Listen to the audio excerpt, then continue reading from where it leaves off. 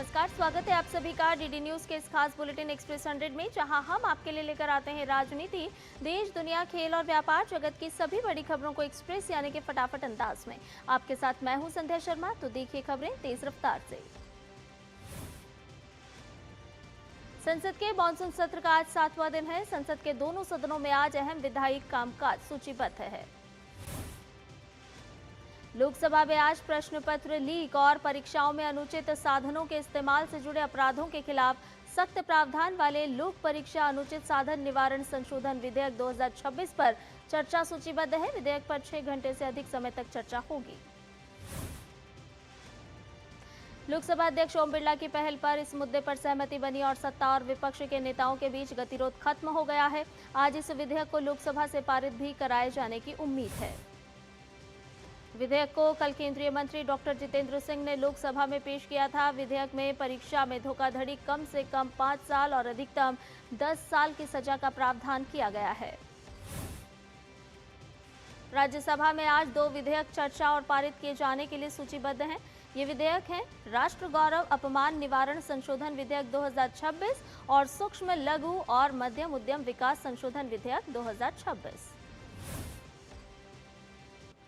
राष्ट्र गौरव अपमान निवारण संशोधन विधेयक 2026 उच्च सदन में शुक्रवार को पेश किया गया था, जिसके प्रावधानों के तहत राष्ट्रगीत वंदे मातरम के गायन के दौरान किसी भी तरह का व्यवधान डालना या उसका अपमान आपराधिक कृत्य माना जाएगा और इसके लिए 3 वर्ष तक की सजा हो सकती है।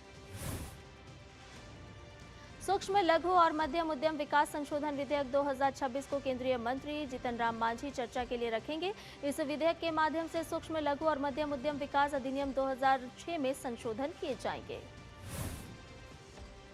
संसद के बजट सत्र के 6ठे दिन आज संसद भवन परिसर में मंगल मिलन बैठक होगी, जिसमें प्रधानमंत्री मोदी सहित एनडीए के दोनों सदनों के सांसद शामिल होंगे। बैठक में पहली बार टीएमसी छोड़कर एनसीपीआई का प्रतिनिधित्व कर रहे बागी सांसद शामिल होंगे। सुदीप बंदोपाध्याय, काकोली घोष समेत एनसीपीआई के अन्य सांसद बैठक में मौजूद रहेंगे। एनडीए के बढ़ते कुनबे के बीच अजित पवार गुट की पार्टी के प्रदेश अध्यक्ष सुनील तटकरे ने दिल्ली में गृह मंत्री अमित शाह से कल मुलाकात की और इसके बाद वो शरद पवार गुट की सांसद सुप्रिया सुले और बजरंग सोनवणे से भी शाह से मिले। राष्ट्रपति द्रौपदी मुर्मू ने अपने कार्यकाल के 4 वर्ष पूरे कर लिए हैं। इस अवसर पर वो राष्ट्रपति भवन में कई महत्वपूर्ण कार्यक्रमों का शुभारंभ करने वाली हैं। राष्ट्रपति किलकारी किड्स प्ले जोन और बचपन बाल परिसर का उद्घाटन करेंगी। राष्ट्रपति भवन में आज समर्थ आंगनबाड़ी कम पालना पहल की शुरुआत की जाएगी। राष्ट्रपति आज राष्ट्रपति भवन एस्टेट के विकास को गति देते हुए राष्ट्रपति पॉकेट 1 शेड्यूल ए में टाइप 2 क्वार्टर के पुनर्विकास कार्य और नेट जीरो एनर्जी रणनीति के तहत सर्विस ब्लॉक निर्माण की आधारशिला भी रखेंगी। राष्ट्रपति द्रौपदी मुर्मू पर्यावरण संरक्षण और हरित परिवहन को बढ़ावा देने की दिशा में राही इलेक्ट्रिक वाहन बस फ्री सेवा को हरी झंडी दिखाएंगी। ये सेवा राष्ट्रपति भवन एस्टेट के निवासियों के लिए उपलब्ध होगी। भारत के तेजी से उभरते निजी अंतरिक्ष क्षेत्र को लेकर प्रधानमंत्री नरेंद्र मोदी ने स्काई रूट एरोस्पेस के संस्थापक पवन चंद्रा और नागा भरतडागा से मुलाकात की। इस दौरान हाल ही में सफल रहे विक्रम 1 मिशन, निजी स्पेस सेक्टर की प्रगति और भविष्य की संभावनाओं पर विस्तार से चर्चा हुई। प्रधानमंत्री ने कहा कि विक्रम 1 की सफलता और स्काई रूट की अब तक की यात्रा भारत के निजी अंतरिक्ष इकोसिस्टम की बढ़ती क्षमता का प्रमाण है। स्काई रूट टीम की ऊर्जा, महत्वाकांक्षा और सकारात्मक सोच भारत के निजी स्पेस सेक्टर की नई पहचान है। स्काई रूट ने बताया कि प्रधानमंत्री ने उनकी तकनीक, दीर्घकालिक रणनीति और भारत के निजी अंतरिक्ष क्षेत्र में मौजूद अवसरों पर विस्तार से बातचीत की। स्काई रूट एरोस्पेस ने भारत के अंतरिक्ष क्षेत्र में हुए सुधारों का श्रेय सरकार की नीतियों, इन स्पेसिस के सहयोग और इसरो के तकनीकी समर्थन को दिया। वाणिज्य और उद्योग मंत्री पीयूष गोयल ने खिलौना क्षेत्र को समर्थन देने और वर्ष 2032 तक वैश्विक खिलौना बाजार में भारत की हिस्सेदारी 5% तक पहुंचाने के लिए कार्यबल के गठन की घोषणा की। मंत्री पीयूष गोयल ने नई दिल्ली में खिलौना क्षेत्र से संबंधित हितधारकों की बैठक को संबोधित किया और देश के खिलौना उद्योग को वैश्विक मूल्य श्रृंखलाओं से जोड़ने, विनिर्माण क्षमताओं को मजबूत करने और व्यापार में सुगमता बढ़ाने पर जोर दिया। केंद्रीय सड़क परिवहन और राजमार्ग मंत्री नितिन गडकरी ने सोशल मीडिया पर कथित मान हानिकारक पोस्ट और डीप फेक कंटेंट के खिलाफ कानूनी लड़ाई का रास्ता तैयार किया है। आरोप है कि सोशल मीडिया प्लेटफॉर्म्स पर उनके और उनके परिवार को निशाना बनाते हुए झूठी और भ्रामक सामग्री प्रसारित की गई। बॉम्बे हाई कोर्ट ने नितिन गडकरी को मेटा, एक्स, गूगल और अन्य सोशल मीडिया प्लेटफॉर्म्स के खिलाफ सिविल मुकदमा दायर करने की अनुमति दे दी है। गडकरी ने अदालत से ऐसी सामग्री हटाने और भविष्य में इसके प्रसार पर रोक लगाने की मांग की है। देश की ग्राम पंचायतों को आर्थिक रूप से मजबूत करने और आत्मनिर्भर बनाने के लिए केंद्र सरकार ने बड़ा कदम उठाया। केंद्रीय पंचायत राज मंत्री राजीव रंजन सिंह ने कृषि भवन में आत्मनिर्भर पंचायत कार्यक्रम का शुभारंभ किया। कार्यक्रम में समर्थ पंचायत पोर्टल लॉन्च किया गया और पंचायतों की अपनी आय बढ़ाने के लिए मॉडल ओएसआर नियम भी जारी किए गए।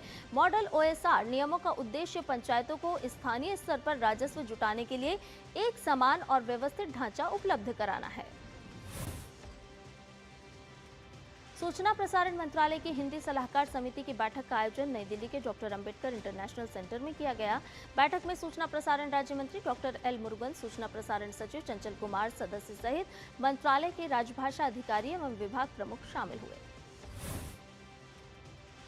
बैठक में मंत्रालय के विभिन्न विभागों में हिंदी के उपयोग को बढ़ावा देने और तकनीक उपयोग पर हुई चर्चा।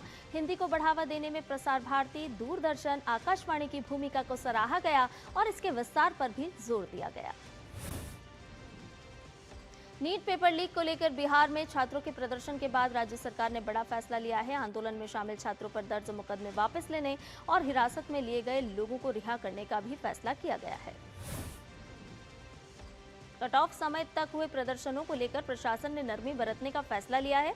26 जुलाई की शाम 6 बजे तक बिहार में हुए विरोध प्रदर्शनों में शामिल होने वाले किसी भी व्यक्ति के खिलाफ सरकार की ओर से कोई दंडात्मक कानूनी कार्रवाई नहीं की जाएगी।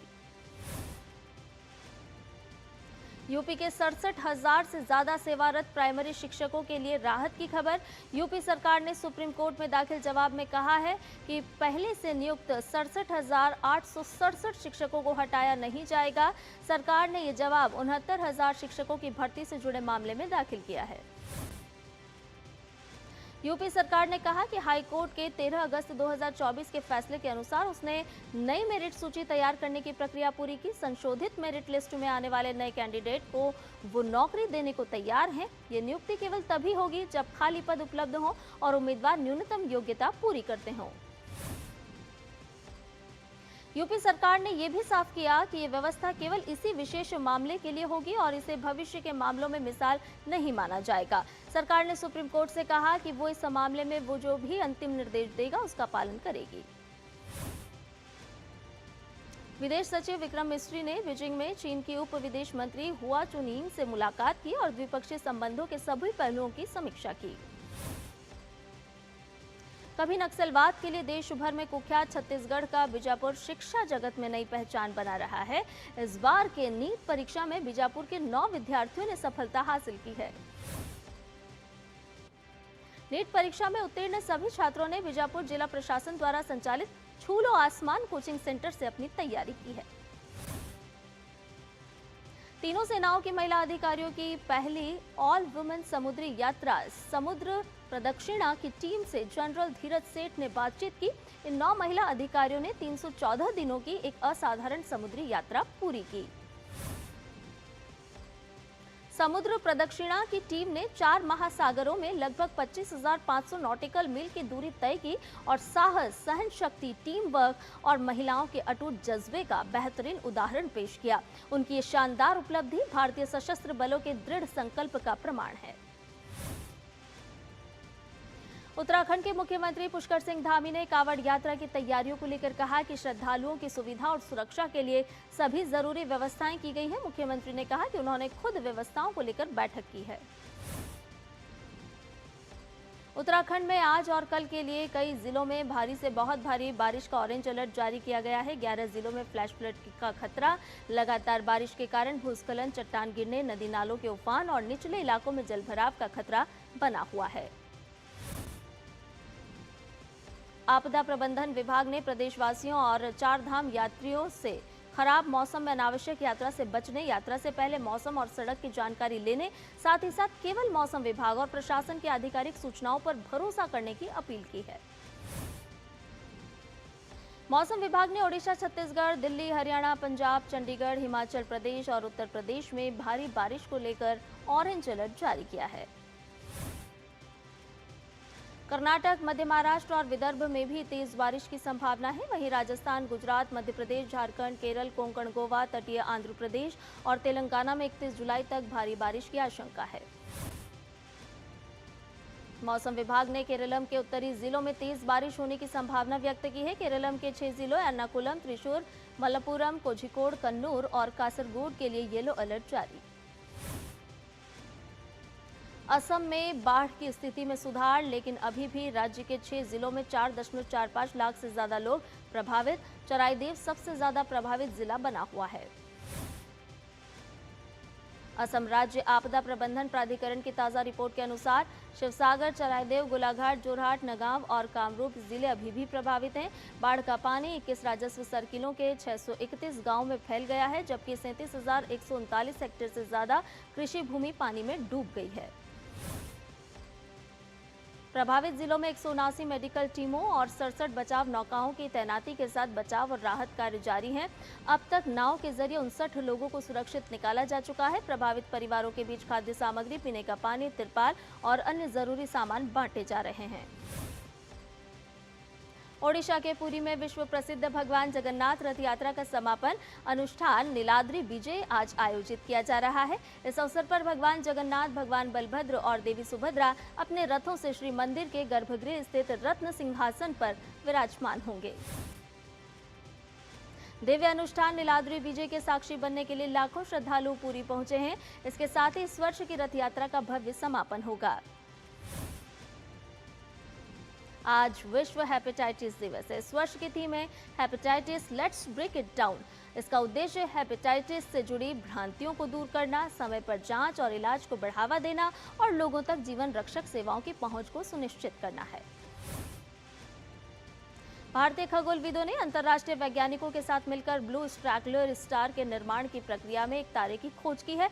ये खोज इन दुर्लभ तारों के बनने का महत्वपूर्ण वैज्ञानिक प्रमाण मानी जा रही है। महाराष्ट्र राष्ट्रीय कृषि विकास योजना की दूसरी किस्त पाने वाला देश का पहला राज्य बना। वहीं केंद्र सरकार ने दूसरी किस्त जारी करने की प्रक्रिया शुरू की। महाराष्ट्र ने पहली किस्त में 335 करोड़ रुपए में से 260 करोड़ रुपए से अधिक खर्च कर तय 75% उपयोग का लक्ष्य पार किया। केंद्र सरकार ने लोकसभा में बताया कि प्रधानमंत्री कौशल विकास योजना 1.0 से 3.0 के तहत अब तक 1.11 करोड़ युवाओं को प्रमाणित किया गया। इनमें से 24.38 लाख उम्मीदवारों को रोजगार मिला है। बुलेटिन में फिलहाल रुकने एक छोटे से ब्रेक के लिए जल्द हाजिर होंगे।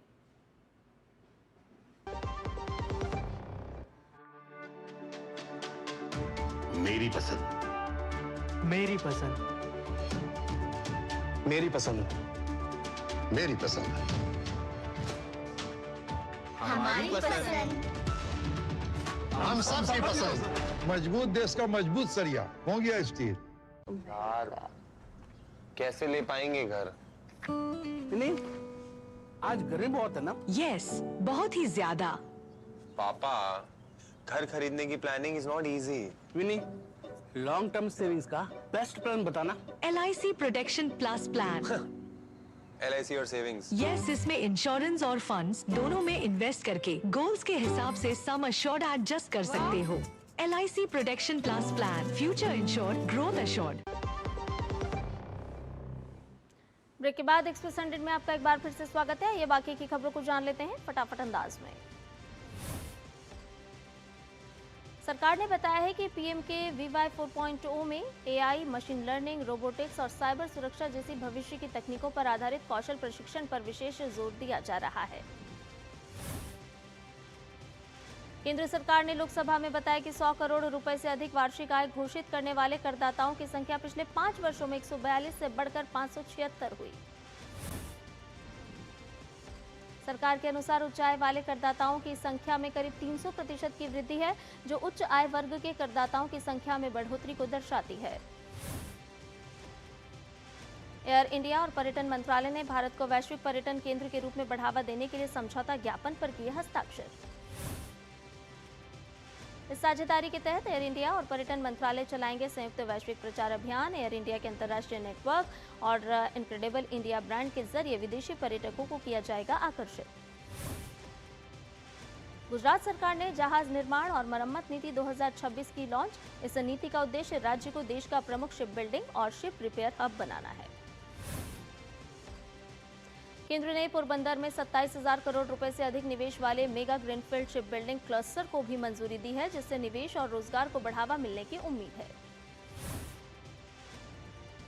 भारत नेपाल रेल संपर्क में एक नई उपलब्धि दर्ज। कोलकाता बंदरगाह से नेपाल के बिरतनगर तक 40 वैगनों वाली पहली सीधी वाणिज्यिक कंटेनर मालगाड़ी सफलतापूर्वक पहुंची। एनएफआर ने बताया कि इस सेवा से सीमा पार माल परिवहन तेज होगा, लॉजिस्टिक्स लागत घटेगी और दोनों देशों के बीच व्यापार को बढ़ावा मिलेगा। मणिपुर के मुख्यमंत्री युमनाम खेमचंद सिंह ने इम्फाल ईस्ट जिले में नवनिर्मित ईमा मार्केट और थोबल नदी पर बने 2 पुलों का उद्घाटन किया। इस दौरान युमनाम खेमचंद सिंह ने गांवों को जोड़ने वाली छोटी सड़कों के निर्माण और सुधार के लिए 10 करोड़ रुपए मंजूर करने की घोषणा भी की। केंद्र सरकार ने 10 और 20 रुपए के पॉलीमर करेंसी नोटों के फील्ड ट्रायल के लिए आरबीआई के प्रस्ताव को दी मंजूरी। ट्रायल के तहत दोनों मूल्य वर्ग के 1-1 अरब नोट जारी किए जाएंगे। सरकार ने स्पष्ट किया है कि फिलहाल कागजी नोटों को पूरी तरह पॉलीमर नोटों से बदलने का कोई प्रस्ताव नहीं है। डाक विभाग ने स्पष्ट किया कि लिखित मुद्रित सामग्री बिना पुनर्विक्रय मूल्य वाले उपहार पैकेट और बैंकिंग दस्तावेज पत्र की श्रेणी में आएंगे, जबकि अन्य सभी वस्तुओं को पार्सल माना जाएगा। सरकारी कोयला कंपनी कोल इंडिया का वित्त वर्ष 2026-27 की पहली तिमाही में शुद्ध मुनाफा बढ़कर 8,852 करोड़ रुपए हुआ। इस दौरान कोल इंडिया की आय में भी 7.8% की बढ़ोतरी दर्ज की गई। तिमाही नतीजों के साथ कंपनी ने 5.50 रुपए प्रति शेयर अंतरिम डिविडेंड देने का ऐलान किया। जॉनसन एंड जॉनसन ने अपने टाल्क आधारित बेबी पाउडर से जुड़े कैंसर मामलों के निपटारे के लिए $5.5 अरब के समझौते की घोषणा की। इस समझौते से करीब 69,000 मुकदमों का निपटारा होगा। हालांकि कंपनी ने दोहराया कि उसके टैग उत्पाद सुरक्षित हैं और उनसे कैंसर होने के आरोपों को वो स्वीकार नहीं करती। अमेरिकी राष्ट्रपति डोनाल्ड ट्रंप ने कहा कि अमेरिका और ईरान के बीच फिलहाल बहुत दोस्ताना बातचीत जारी है। ट्रंप ने कहा कि ईरान के साथ बातचीत सकारात्मक दिशा में बढ़ रही है। हालांकि उन्होंने ये भी कहा कि जरूरत पड़ने पर अमेरिका कड़ा रुख अपनाने से पीछे नहीं हटेगा। अमेरिकी राष्ट्रपति डोनाल्ड ट्रंप ने मिशिगन में जनरल मोटर्स के टेस्टिंग ग्राउंड का दौरा कर ऑटो सेक्टर से जुड़ी अपनी नीतियों पर जोर दिया। कार्यक्रम के दौरान ट्रंप ने अपने राजनीतिक विरोधियों पर निशाना साधते हुए उन्हें कम्युनिस्ट बताया और ऑटो उद्योग पर टैरिफ के फायदे भी गिनाए। संयुक्त राष्ट्र सुरक्षा परिषद की बैठक के दौरान फ्रांस की टिप्पणियों से नाराज होकर अमेरिका ने वॉकआउट किया। अमेरिका ने फ्रांस पर दिखावटी और बेईमानी भरे व्यवहार का आरोप लगाया। मानवाधिकार प्रमुख वोल्कर तुर्क के कार्यकाल विस्तार को लेकर दोनों देशों के बीच तीखा विवाद सामने आया। अमेरिका के सिएटल में आयोजित Bite of Seattle food festival में हुई गोलीबारी में 3 लोगों की मौत जबकि 4 अन्य घायल। गोलीबारी के बाद 15 साल के एक नाबालिग को हिरासत में लिया गया है। वहीं 3 और संदिग्धों की तलाश जारी है। अधिकारियों ने अभी तक गोलीबारी की वजह का खुलासा नहीं किया है। बार्सिलोना मेट्रो टनल में आग लगने से करीब 120 यात्रियों को सुरक्षित बाहर निकाला गया। धुएं की वजह से 115 लोगों का इलाज किया गया, जबकि 20 लोग मामूली रूप से घायल हुए। अधिकारियों के मुताबिक सुरंग की लाइनिंग का एक हिस्सा क्षतिग्रस्त होने के बाद आग लग गई। दमकल कर्मियों ने समय रहते आग पर काबू पाया। वहीं घटना के कारणों की जांच अभी जारी है। नाइजीरिया ने दक्षिण अफ्रीका से नाइजीरियाई और अन्य अफ्रीकी प्रवासियों पर हो रहे जेनोफोबिक हमलों को रोकने के लिए ठोस कदम उठाने की मांग की है। अबुजा में हुई बैठक में नाइजीरिया ने कहा कि लगातार हो रही हिंसा से दोनों देशों के संबंध प्रभावित हो रहे हैं। हालिया हिंसा के बाद अब तक 1490 नाइजीरियाई दक्षिण अफ्रीका से वापस लौट चुके हैं। पेरू की नवनिर्वाचित राष्ट्रपति केइको फुजिमोरी आज लेंगी पद की शपथ। इसी के साथ वो देश की पहली निर्वाचित महिला राष्ट्रपति बनेंगी। फुजिमोरी ने कड़े मुकाबले में अपने प्रतिद्वंद्वी को बेहद कम अंतर से हराया और चौथे प्रयास में राष्ट्रपति पद हासिल कर लिया। उनके शपथ ग्रहण के साथ पेरू में नए राजनीतिक दौर की भी शुरुआत होगी। अमेरिका के पूर्वी विस्कॉन्सिन में आए तेज बवंडर से कई इमारतें क्षतिग्रस्त हो गईं और हजारों लोग बिजली से वंचित हो गए। स्पेन के कैस्टेलॉन प्रांत में भीषण जंगल की आग से करीब 8,500 हेक्टेयर क्षेत्र जल गया है। आग के चलते 16,000 लोगों को सुरक्षित स्थानों पर पहुंचाया गया। अधिकारियों के अनुसार मध्य स्पेन में आग की रफ्तार कुछ धीमी हुई है, लेकिन कैस्टेलॉन में आग अब भी बेकाबू है। मौसम विभाग ने इस सप्ताह एक और हीट वेव की चेतावनी दी है। ग्लासगो कॉमनवेल्थ गेम्स में भारत को मिला दूसरा स्वर्ण पदक। पैरा एथलीट शर्मिला धनखड़ ने शॉटपुट F57 में जीता स्वर्ण। शर्मिला ने 9.81 मीटर का सीजन का सर्वश्रेष्ठ थ्रो किया। वहीं इसी स्पर्धा में भारत की शिल्पा की शायला ने 7.26 मीटर का सर्वश्रेष्ठ थ्रो करते हुए कांस्य पदक जीता। राष्ट्रमंडल में पहली बार पैरा एथलीटों ने एक ही स्पर्धा में जीते 2 पदक। केंद्रीय खेल मंत्री मनसुख मांडविया ने शर्मिला और शिल्पा दोनों को दी बधाई और कहा कि दोनों की कामयाबी ने विश्व स्तर पर बढ़ाया देश का मान। भारत के युवा वेटलिफ्टर वल्लूरी अजय बाबू ने कॉमनवेल्थ गेम्स 2026 में पुरुषों के 69 किलोग्राम वर्ग में सिल्वर मेडल जीता। सर्वेश कुशारे ने राष्ट्रमंडल खेल में इतिहास रचते हुए सोमवार को पुरुषों की ऊंची कूद प्रतिस्पर्धा में रजत पदक जीता। राष्ट्रमंडल खेल में ऊंची कूद में सिल्वर मेडल जीतने वाले बने पहले भारतीय। भारत की भारोत्तोलक बिंदिया रानी देवी ने महिलाओं के 58 किलो भार वर्ग में कांस्य पदक जीतने में कामयाबी हासिल की। बिंदिया रानी देवी ने स्नैच में 87 और क्लीन एंड जर्क में 112 का वजन उठाया। भारत की ज्ञानेश्वरी यादव ने महिलाओं के 53 किलो भार वर्ग में रजत पदक जीता। ज्ञानेश्वरी ने स्नैच में 88 किलो और क्लीन एंड जर्क में 111 किलो के साथ कुल 199 किलो का भार उठाया। ज्ञानेश्वरी यादव ने खुशी जताते हुए कहा कि वो अपने निजी सर्वश्रेष्ठ प्रदर्शन करने में कामयाब रही और रजत पदक अपने नाम किया।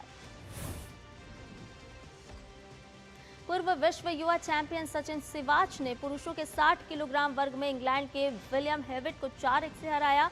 सचिन अब राष्ट्रमंडल खेल में पदक हासिल करने से सिर्फ एक जीत दूर। भारतीय मुक्केबाज साक्षी चौधरी ने क्वार्टर फाइनल में बनाई जगह। 51 किलोग्राम वर्ग में बोत्सवाना की लेथाबो मोडुकानेले को 5-0 से हराया। केंद्रीय खेल मंत्री मनसुख मांडविया ने राष्ट्रमंडल खेलों में कांस्य पदक जीतने वाले पैरा पावर लिफ्टर झंडू कुमार को सम्मानित किया। वेस्टइंडीज और पाकिस्तान के बीच खेले जा रहे पहले टेस्ट के तीसरे दिन वेस्टइंडीज ने हासिल की 155 रन की बढ़त। दिन का खेल खत्म होने पर कैरिबियाई टीम ने दूसरी पारी में बनाए 7 विकेट पर 126 रन। कैप वर्डे के सिडनी लोप्स काब्राल के अर्जेंटीना के खिलाफ आए गोल को फीफा विश्व कप 2026 का सर्वश्रेष्ठ गोल चुना गया। इस गोल से कैप वर्डे ने स्कोर 2-2 से बराबर कर दिया था। पूर्व क्रिकेटर सुनील गावस्कर ने कहा कि देश में क्रिकेट ग्राउंड की बाउंड्री को और ज्यादा बड़ा किया जाना चाहिए। बोले 2027 वनडे विश्व कप में मिलेगा इसका फायदा। भारत के पूर्व स्पिनर मनिंदर सिंह का मानना है कि ओपनर अभिषेक शर्मा पर युवा सनसनी वैभव सूर्यवंशी के आने से दबाव बढ़ गया है। एक्सप्रेस न्यूज में फिलहाल के लिए इतना ही। मुझे दीजिए इजाजत। नमस्कार।